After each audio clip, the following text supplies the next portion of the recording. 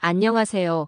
저는 미국 상무부 무역정책 분석관 마이클 톰슨입니다. 15년간 이 일을 해왔지만 2025년 3월에 벌어진 일만큼 충격적인 건 처음이었어요. 트럼프 대통령이 한국 자동차에 25% 관세 폭탄을 터뜨렸을 때 저를 포함한 모든 사람들이 이번엔 한국이 끝났다고 생각했거든요. 하지만 결과는 완전히 달랐습니다. 한국에게 뭔가 비밀 카드가 있었던 거예요. 도대체 무엇이었을까요? 지금부터 제가 직접 목격한 그 믿을 수 없는 반전 드라마를 들려드리겠습니다. 2025년 3월 26일 오전 9시, 저는 평소처럼 커피를 마시며 일과를 시작하려던 참이었어요. 그런데 갑자기 사무실이 소란스러워지더니 누군가 긴급 뉴스다 라고 외쳤습니다. 백악관 브리핑룸에서 믿을 수 없는 발표가 터져나온 거였어요. 25%다. 미국에서 생산하지 않으면 관세를 물어야 한다. 트럼프 대통령이 직접 나서서 한국 자동차에 25% 관세를 부과한다고 선언했거든요. 저는 손에 들고 있던 커피컵을 책상에 내려놓으며 이건 진짜 큰일이네라고 중얼거렸습니다. 15년간 무역 분석 일을 해왔지만 이렇게 갑작스럽고 강력한 조치는 처음 봤어요. 제 옆자리에 앉은 존 애널리스트가 황급히 계산기를 두드리며 말했죠. 마이클, 이거 현대차 주가 얼마나 떨어질까? 저도 모르게 최소 20%는 폭락할 거리라고 답했어요. 사무실 전체가 한순간에 아수라장이 되었습니다. 월스트리트의 반응은 더욱 드라마틱했어요. 제가 자주 연락하는 골드만삭스의 애널리스트 친구가 전화를 걸어왔거든요. 톰슨, 이거 진짜야? 25%라고? 그의 목소리에는 흥분과 당황이 섞여 있었습니다. 그날 오후 저는 한국 관련 데이터를 뒤지느라 점심도 거르고 사무실에 틀어박혀 있었어요. 과거 무역 분쟁 사례들을 하나하나 분석해보니 패턴이 있었거든요.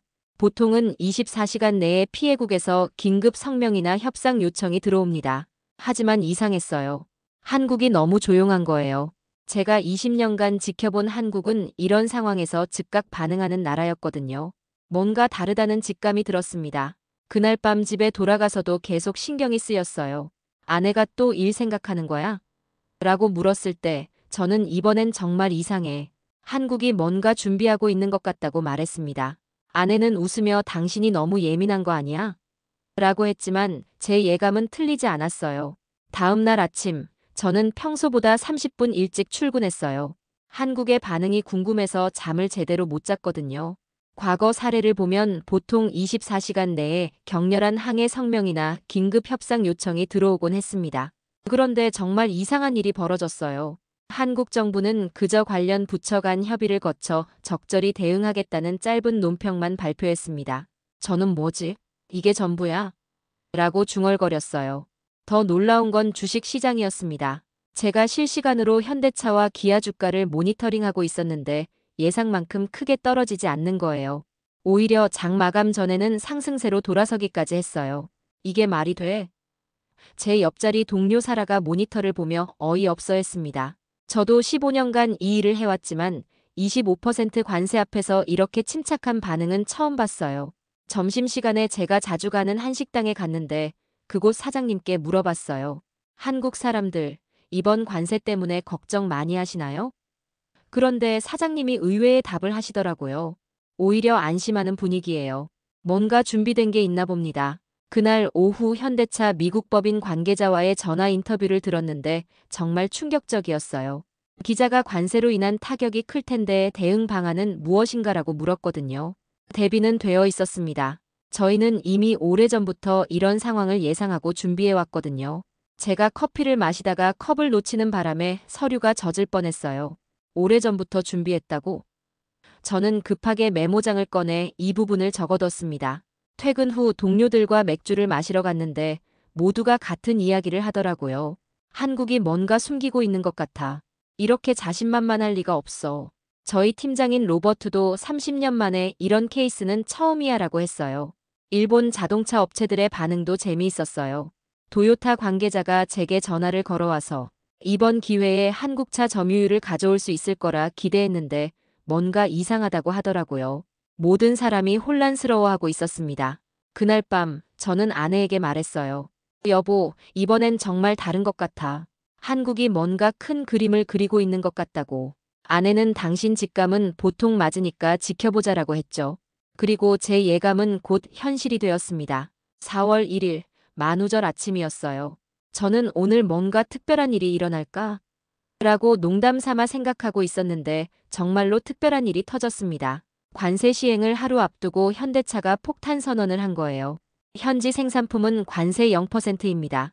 현대차 미국 법인 대변인의 이 한마디를 듣는 순간 저는 무릎을 탁 쳤어요. 아, 이런 게 있었구나. 제가 너무 큰 소리를 내는 바람에 사무실 사람들이 모두 저를 쳐다봤습니다. 사실 저는 그동안 현대차가 미국에 공장을 가지고 있다는 건 알고 있었어요. 하지만 그 규모가 이렇게 클 줄은 몰랐거든요. 엘라베마주에 연간 39만 대, 조지아주에 연 30만 대, 총 69만 대의 생산 능력이었습니다. 제가 급하게 데이터를 뒤져보니 더 놀라운 사실을 발견했어요. 미국에서 가장 인기 있는 한국 차들, 현대 소나타, 엘란트라, 기아 소렌토, 텔루라이드가 모두 미국에서 생산되고 있었거든요. 저는 동료 사라에게 말했어요. 사라, 이거 봐. 메이드 인 USA 스티커가 붙은 현대차야. 사라는 정말 이거 완전히 미국 차네라고 놀라워했습니다. 그때 깨달았어요.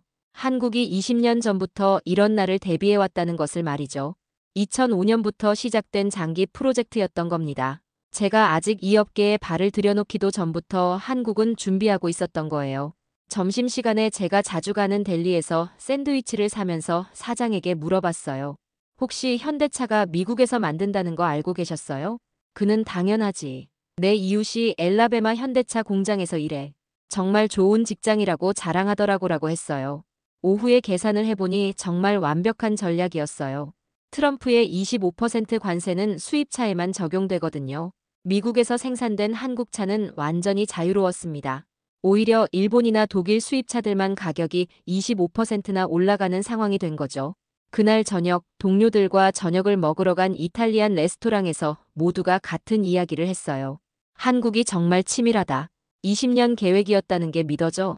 팀장 로버트가 와인을 한 모금 마시고 말하더라고요. 톰슨, 이번 케이스는 하버드 비즈니스 스쿨 교재감이야. 장기적 안목이 어떤 결과를 가져오는지 보여주는 완벽한 사례지. 집에 돌아가서 아내에게 그날 있었던 일을 얘기했어요. 아내는 당신이 그렇게 흥미진진해하는 걸 오랜만에 보내라고 웃으며 말했습니다. 정말 그랬어요. 이런 완벽한 역전 드라마는 제 커리어에서 처음이었거든요. 현대차와 기아의 현지 생산 카드가 공개되자 백악관과 상무부는 완전히 패닉 상태에 빠졌습니다. 트럼프는 화가 머리끝까지 났어요. 4월 10일 아침 트럼프가 트위터에 올린 글을 보고 저는 이제 진짜 폭주하는구나라고 생각했습니다. 이번엔 자동차 부품까지 관세를 매기겠다. 한국이 꼼수를 쓴다면 우리도 방법이 있다. 상무부 관계자가 긴급 브리핑에서 발표했어요. 부품도 포함해서 검토하고 있다. 그 순간 저희 사무실 분위기가 다시 긴장으로 바뀌었습니다. 미국 자동차 업계는 이번엔 환호했어요. 포드 CEO가 언론에 나와서 이번엔 정말 효과가 있을 것 같다. 한국 차도 결국 부품비 상승으로 가격 경쟁력을 잃을 거다라고 자신만만하게 말했거든요. GM 임원도 CNBC 인터뷰에서 한국이 아무리 미국에서 조립해도 핵심 부품은 한국에서 가져올 수밖에 없다. 이번엔 정말 곤란해질 것이라고 큰소리쳤어요. 한국 부품업체들도 이번엔 정말 긴장했습니다. 현대모비스, LG전자, 삼성 SDI 등 주요 부품 공급사들의 주가가 하루 만에 7에서 8%씩 폭락했거든요. 저도 이번엔 정말 한국이 타격을 받을 거라 생각했습니다. 제가 동료 존에게 말했어요. 이번엔 한국이 정말 어려워질 것 같아. 아무리 현지에서 조립해도 배터리나 반도체 같은 하이테크 부품까지는 모두 현지화하기 어려울 테니까. 상무부 내부 회의에서도 이번엔 확실한 효과를 볼 수 있을 것이라는 의견이 지배적이었어요. 팀장 로버트가 한국이 드디어 항복할 때가 온 것 같다고 말했을 정도였습니다. 트럼프는 더욱 신이 나서 추가 트윗을 올렸어요. 한국이 우리를 우롱했다고 생각하나? 미국을 얕보지 마라. 정말 감정적으로 폭주하고 있었죠. 하지만 또다시 한국의 반응은 이상할 정도로 차분했어요. 정부도 기업들도 크게 동요하는 기색이 없었습니다. 오히려 충분히 대응 가능하다는 식의 자신감을 보였죠. 그날 밤 한식당에서 사장님께 물어봤어요. 이번엔 정말 어려워지시는 거 아니에요? 사장님이 웃으시며 글쎄요, 한국 사람들은 또 뭔가 준비해놨을걸요? 라고 하시더라고요. 저는 다시 한번 불안한 예감이 들었습니다. 한국이 또 다른 비밀 카드를 준비하고 있는 건 아닐까 하는 생각이 들었어요. 그리고 제 예감은 또다시 현실이 되었습니다. 4월 15일 한국 부품 관세 검토 소식이 나온 지 5일 만에 정말 상상도 못한 일이 벌어졌습니다. 미국 자동차 업계에서 아비규환이 터져나온 거예요. 이거 완전 자살골이잖아. 우리 부품 가격이 올라가면 우리가 더 곤란하다고. 포드모터 구매 담당 부사장이 긴급 임원회의에서 거의 울부짖듯 말했어요. 알고 보니 포드는 한국산 부품 없이는 하루도 생산할 수 없는 상황이었거든요. 더 충격적인 사실이 드러났어요. GM은 한국산 배터리 없이는 전기차 생산이 완전히 불가능했습니다. LG에너지솔루션 배터리가 없으면 GM의 볼트 EV 라인이 통째로 멈춰버리는 거였어요. 크라이슬러는 더 심각했습니다. 현대모비스의 디스플레이와 인포테인먼트 시스템, 삼성 SDI 배터리가 없으면 신차 출시 계획이 모두 무산될 상황이었거든요. 상무부로 전화가 폭주하기 시작했어요. 부품 관세는 절대 안 된다. 우리 생산비만 25% 올라간다. 경쟁력이 완전히 박살난다. 미국 자동차 업계의 발악에 가까운 로비가 시작된 거예요. 저는 그날 하루 종일 전화를 받느라 점심도 못 먹었어요. 디트로이트의 자동차 부품업체 사장이 울먹이는 목소리로 전화를 걸어왔거든요. 톰슨, 이거 진짜 시행되면 우리 회사 망한다. 한국 부품이 전체의 60%인데 어떻게 해? 포드 임원은 더 절망적이었어요. 현대모비스 에어백과 시트 시스템이 없으면 F150 생산이 완전히 멈춘다고. 이거 미국 경제의 재앙이야. 그런데 이때 한국 기업들이 또 한 번 완벽한 카운터를 날렸어요. 현대모비스가 긴급 기자회견을 열고 발표한 내용이 정말 압권이었습니다. 우리는 이미 미국 부품업체들과 현지 공급망을 구축하고 있습니다. 미국 부품업체들과의 협력을 지속 확대할 계획입니다. 현대모비스는 미시간주에 30억 달러 규모의 부품 공장을 증설한다고 발표했어요. LG에너지솔루션은 오하이오주에 추가 배터리 공장 건설을 발표했고요. 저는 그 순간 완전히 당했다는 생각이 들었어요. 한국이 정말 치밀하게 준비해왔다는 것을 말이죠. 현지 생산뿐만 아니라 부품 공급망까지 미국으로 이전하는 계획이 이미 몇 년 전부터 진행 중이었던 거예요. 오히려 관세 압박이 한국 기업들의 미국 투자를 가속화하는 결과를 낳았습니다. 트럼프가 원하던 미국 우선주의를 한국이 실현하고 있는 상황이 된 거죠. 미국 자동차 부품업체 협회는 사실상 항복 선언을 했어요. 한국 부품 관세는 미국 제조업체들의 경쟁력만 떨어뜨릴 것, 공급망 다변화에 악영향을 줄 것이라며 반대 성명을 냈거든요. 상무부 내부 분위기도 급변했습니다. 제 동료 사라가 절망적인 표정으로 말했어요. 마이클, 이러면 우리만 손해잖아. 한국 기업들은 오히려 투자를 늘린다고 하고. 팀장 로버트도 머리를 감싸며 한숨을 쉬었어요. 이런 완전히 역풍이네. 우리가 자충수를 둔 격이야. 그날 저녁 집에 돌아가서 아내에게 말했어요. 여보, 오늘 정말 충격적인 하루였어. 한국의 전략에 완전히 감탄했다고. 아내도 당신이 그렇게 놀라는 걸 오랜만에 보내라고 웃으며 말했습니다. 한국에 대한 관세 압박이 계속되는 동안 일본 자동차 업체들은 완전히 잘못된 계산을 하고 있었어요. 도요타와 혼다는 한국 차가 어려움을 겪는 사이 시장 점유율을 확 가져올 수 있을 거라고 기대했거든요. 도요타 북미 사장이 내부 회의에서 한 말이 나중에 언론에 흘러나왔는데 정말 오만했어요. 한국 차들이 관세로 비싸지면 우리에게는 황금 기회다. 드디어 현대차, 기아를 제압할 수 있겠어. 혼다도 마찬가지였습니다. 일본 자동차 공업회에서 한국만 타겟으로 한 이번 관세는 일본에게는 천재일우의 기회라고 내부 자료에 적어놨더라고요. 하지만 현실은 완전히 달랐어요. 한국 차는 현지 생산으로 관세를 완전히 피하고 있었고 오히려 수입에 의존하던 일본 프리미엄 브랜드들이 직격탄을 맞기 시작했습니다. 4월 20일, 일본에게는 정말 악몽 같은 소식이 터졌어요. 트럼프가 자동차 관세 정책을 모든 수입차에 보편적으로 적용한다고 명확히 한 거죠. 일본도 똑같이 25% 관세를 받는다. 공평하게 모든 수입차에 적용한다. 이 발표가 나오는 순간 일본 업계는 완전한 패닉 상태에 빠졌습니다. 도쿄 증시에서 도요타 주가가 하루 만에 12%나 폭락했어요. 혼다도 15% 급락했고요. 가장 큰 타격을 받은 건 프리미엄 브랜드들이었어요. 렉서스, 인피니티, 아큐라 같은 고급차들이 모두 일본에서 수입되고 있었거든요. 25% 관세가 붙으면 가격이 천정부지로 올라가는 상황이었죠. 도요타 CEO가 긴급 기자회견을 열었는데 얼굴이 완전히 굳어 있더라고요. 미국 내 생산 확대를 검토하겠다고 발표했지만 이미 너무 늦었어요. 공장 건설에는 최소 3에서 4년이 걸리는데 관세는 당장 적용되는 상황이었으니까요. 혼다는 더 처참했습니다. 미국에서 생산하는 모델들은 제한적이었고 주력 수출 모델인 시빅 타입 R, CR-V, 하이브리드 등이 모두 관세 대상이 되었어요. 저는 그때 일본의 완전한 오판을 목격했어요. 일본 자동차 공업회가 긴급 성명을 냈는데 내용이 정말 한심했거든요. 한국만 타겟으로 한 것이라고 생각했는데 이런 식의 변명투였어요. 더욱 아이러니한 건 그 와중에 한국차의 미국 시장 점유율이 급상승하기 시작했다는 사실입니다. 현대 제네시스 GV70이 BMW X3, 렉서스 RX를 제치고 프리미엄 SUV 판매 1위를 차지했거든요. 일본 프리미엄 수입차들이 25%나 비싸진 반면 현지 생산 한국차는 가격 변화가 전혀 없었으니까요. 소비자들이 바보가 아닌 이상 당연히 한국차를 선택할 수밖에 없었죠.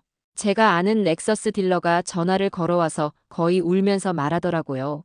톰슨, 이거 완전 망했어. 손님들이 다 제네시스로 갈아타고 있다고.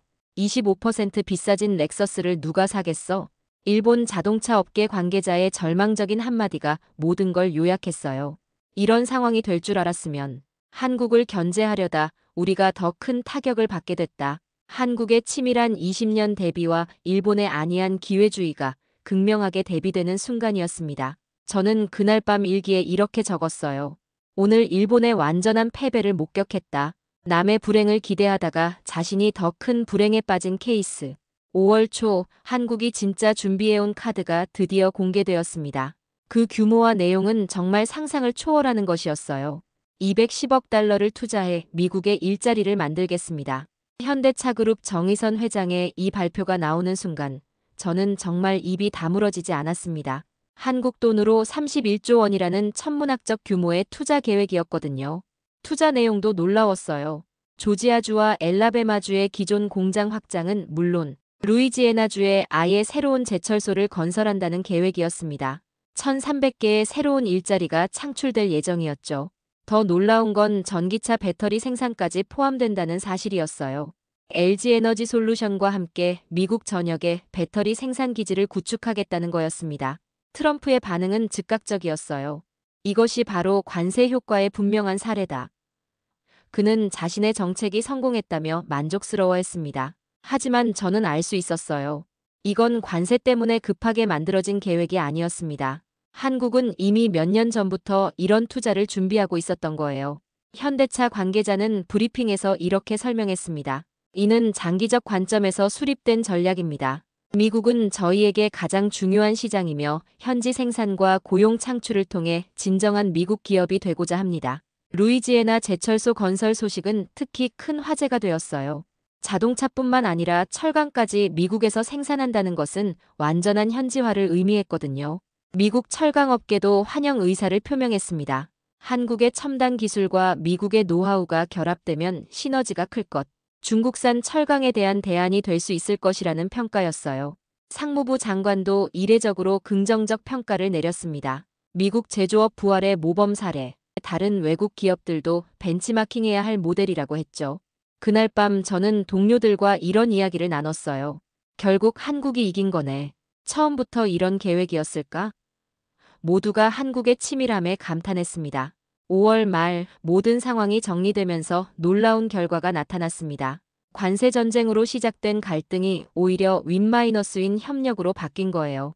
트럼프는 한국의 대규모 투자를 관세 정책의 성공 사례라며 적극 홍보했습니다. 미국 우선주의의 완벽한 실현, 일자리 창출의 모범 같은 표현들을 쓰며 만족감을 드러냈어요. 미국 언론들의 평가도 흥미로웠습니다. 야후 파이낸스는 기아차가 관세 전쟁의 승자라는 제목의 기사를 실었고 글로벌 이코노믹은 조기 현지화 전략이 주요했다고 분석했어요. 관세를 피하면서 미국 시장 돌풍이라는 헤드라인도 나왔죠. 실제로 현대차와 기아의 미국 판매량은 관세 발표 이후 오히려 증가했습니다. 가장 인상 깊었던 건 한국의 대응 철학이었어요. 싸우지 말고 함께 만들자는 접근 방식이 결국 승리를 가져온 거였습니다. 전 세계가 한국의 대응을 벤치마킹하기 시작했어요. 독일 자동차 업체들도 미국 투자를 검토한다고 발표했고, 일본 기업들도 현지화 전략을 재검토하기 시작했습니다. 한국의 성공 요인을 분석해보니 세 가지 핵심이 있었어요. 첫째는 20년 전부터 시작된 장기적 안목이었습니다. 2005년부터 꾸준히 미국 현지 생산을 확대해온 전략이 결정적이었죠. 둘째는 완벽한 현지화였어요. 단순히 조립만 하는 게 아니라 부품부터 소재까지 모든 공급망을 미국으로 이전하는 계획이었습니다. 셋째는 상생의 철학이었죠. 미국의 요구를 적대시하지 않고 오히려 기회로 만든 발상의 전환이었어요. 저는 그동안 많은 무역 분쟁을 지켜봤지만 이렇게 완벽한 역전 드라마는 처음 봤습니다. 압박을 받은 쪽이 오히려 더 큰 승자가 되는 상황이었거든요. 6월 들어서 최종 결과가 나왔어요. 한국 자동차의 미국 시장 점유율은 관세 발표 전보다 오히려 상승했습니다. 현지 생산으로 가격 경쟁력을 유지하면서 일본과 독일 수입차들의 점유율을 가져온 거였죠. 트럼프는 백악관 행사에서 정의선 회장을 만나며 한국이야말로 진정한 미국의 파트너라고 극찬했어요. 관세로 시작된 갈등이 최고 수준의 협력으로 마무리된 순간이었습니다. 한국의 이번 대응은 단순한 무역 분쟁 해결을 넘어서 새로운 패러다임을 제시했습니다. 갈등을 협력으로, 위기를 기회로 바꾸는 지혜였죠. 미국 상무부 분석관으로서 저는 이 모든 과정을 지켜보며 깨달았어요.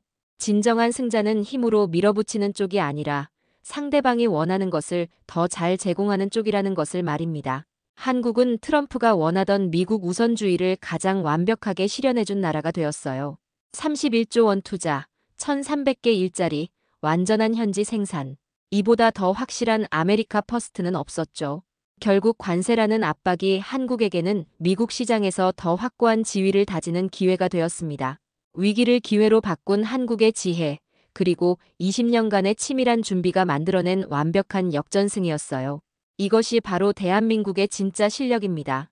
단순히 수출로만 승부하는 것이 아니라 현지에서 함께 만들고 함께 성장하는 상생의 철학. 이런 나라가 바로 우리 대한민국이에요. 여러분 어떠셨나요? 트럼프의 25% 관세 폭탄으로 시작된 이 이야기를 들으며 가슴이 뛰지 않으셨나요? 한국이 보여준 이 놀라운 역전 드라마를 통해 우리나라의 진짜 저력을 다시 한번 확인할 수 있었습니다. 20년 전부터 준비해온 치밀한 전략, 위기를 기회로 바꾸는 지혜, 그리고 상생을 추구하는 철학. 이것이 바로 한국 비즈니스의 진정한 모습이 아닐까요? 만약 오늘 이야기가 재미있으셨다면 좋아요 버튼을 꾹 눌러주시고 구독도 잊지 마세요. 댓글로 여러분의 생각도 들려주시면 정말 감사하겠습니다. 다음에도 더욱 흥미진진한 이야기로 찾아뵙겠습니다.